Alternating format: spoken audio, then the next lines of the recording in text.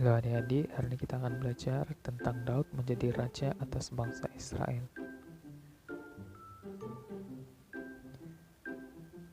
Sudah lewat malam, bulan tidak kelihatan dan bintang tidak bersinar di langit gelap. Angin kuat meniup sehingga daun-daun dan ranting-ranting pokok melanggari satu sama lain. Beberapa orang berjalan dengan pantas, kepala mereka ditutupi seakan-akan mereka tidak mau dikenali orang. Salah seorang lebih tinggi daripada mereka yang lain. Mungkinkah, adakah itu Raja Saul? Ya, memang itu Raja Saul. Dia datang dari mana? Mengapa dia berjalan dengan kepalanya tertutup? Saul dan pengikut-pengikutnya datang dari rumah seorang perempuan yang boleh berbicara dengan roh-roh orang yang sudah mati. Saul sadar dia melakukan sesuatu yang dilarang, malah dibenci oleh Allah. Sebelum ini, bila Saul mematuhi Allah, dia menghalau semua peramal dan ahli sihir dari Israel. Tetapi karena Saul tidak lagi menurut kehendak Allah, Allah tidak menjawab doa-doanya lagi. Sebab itu, raja pergi mencari perempuan itu. Saul dipenuhi dengan perasaan takut. Orang Filistin bersedia untuk menyerang lagi. Bila matahari terbit, perang akan bermula. Apakah yang diberitahu oleh perempuan itu kepada Saul? Dia cuma mendapat satu jawaban. Esok, tuanku dan ketiga orang anak lelaki tuanku akan mati. Saul tidak harapan lagi. Sekarang dia sedang dalam perjalanan ke gunung Gilboa, di mana tentaranya sedang menunggu. Tetapi dia tidak tahu dia tidak akan menang dalam perang itu. Apa yang ditakuti oleh Raja Saul kini terjadi. Di waktu orang Filistin datang menyerang tentara Israel, mereka menyerbu dan askar-askar Israel melarikan diri. Yonatan dan saudara-saudaranya terkorban dalam medan perang. Saul cedera dan membunuh dirinya. Dia tidak musuh-musuhnya menemui dan membunuhnya. Daud dan kawan-kawannya tinggal jauh dari medan perang. Jadi, Daud belum mendengar berita tentang apa yang terjadi di Gunung Gilboa. Tetapi tidak lama selepas kekalahan itu, seorang pemuda berlari membawakan berita kepada Daud. Aku nampak perang hebat di antara tentara Israel dan Filistin.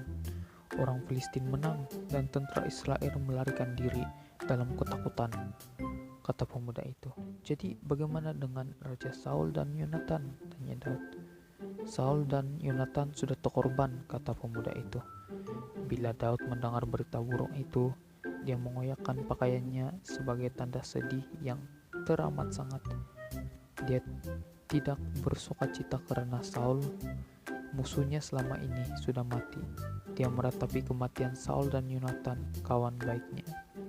Dia juga bersedih karena Israel sudah dikalahkan oleh orang Palestina yang sudah merampas sebahagian besar negara Israel. Pada suatu hari, Daud bertanya, "Ya Tuhan, sudah tibakah masanya untuk aku kembali kepada bangsaku?" "Ya, pergilah," Allah menjawabnya. "Kemana harus aku pergi?" Daud bertanya. "Pergilah ke kota Hebron," kata Allah.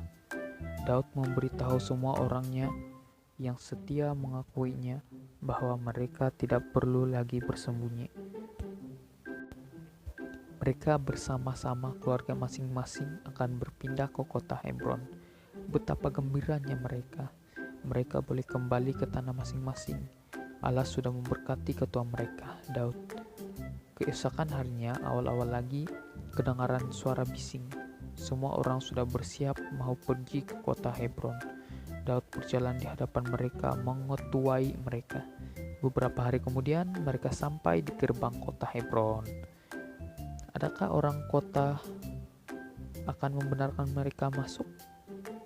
Tetapi teriakan kegembiraan kedengaran. Daud sudah pulang dengan semua pengikut-pengikutnya. "Bukalah pintu gerbang," Daud dan para pengikutnya disambut dengan sukacita. Mereka dibawa di istana di mana tua-tua berkumpul. Mereka merupakan pemimpin-pemimpin Yehuda, suku Daud tersendiri. Pada ketika itu, Daud dijadikan raja suku Yehuda. Daud tunduk, menyembah dan memuji Allah. Dia teringat pada hari Nabi Samuel mengurapi dia sebagai raja Israel. Kini janji Allah mulai digenapi. Yehuda hanya merupakan satu daripada 12 suku Israel. Daud memerintah sukunya sebagai seorang raja yang bijak, mengajar mereka mengasihi dan menghormati Allah dengan sepenuh hati dan jiwa. Jadi Tuhan memberi kejayaan kepada Daud atas segala yang dia lakukan. 7 tahun kemudian suku yang lain datang ke Hebron memohon hal yang sama. Daud, jadilah raja kami semua. Sekali lagi mereka mengurapi Daud sebagai raja. Kali ini mereka meletakkan mahkota Saul ke atas kepalanya. Daud kini memerintah sebuah kerajaan yang luas, tetapi di tengah-tengah kerajaannya terdapat satu daerah yang masih berada di dalam tangan musuh, yaitu kubu Yerusalem, di mana orang Yebus tinggal. Kota itu terletak di atas gunung yang tinggi, dikelilingi oleh tembok yang besar dan kuat, sehingga hari itu tiada sesiapa pun yang berani menyerang Yerusalem. Tetapi Daud pasti Allah akan menyerahkan kota yang kuat dan indah itu ke dalam tangannya. Bila orang Yebus mendengar rancangan Daud, mereka mengejek Daud dan berkata, "Kamu tidak akan berjaya masuk. Tembok kami begitu kuat sehingga kan yang tempang dan yang buta berupaya menjaganya. Kamu tidak akan berjaya untuk masuk."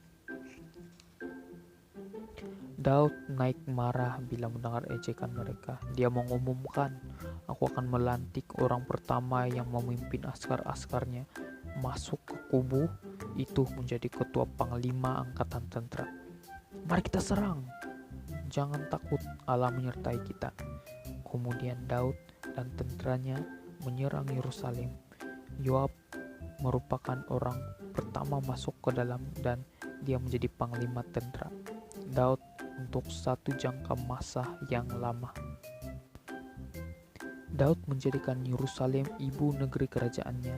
Dia tinggal di Yerusalem dan dari situ dia memerintah Israel sebagai seorang raja yang baik dan berani selama 33 tahun.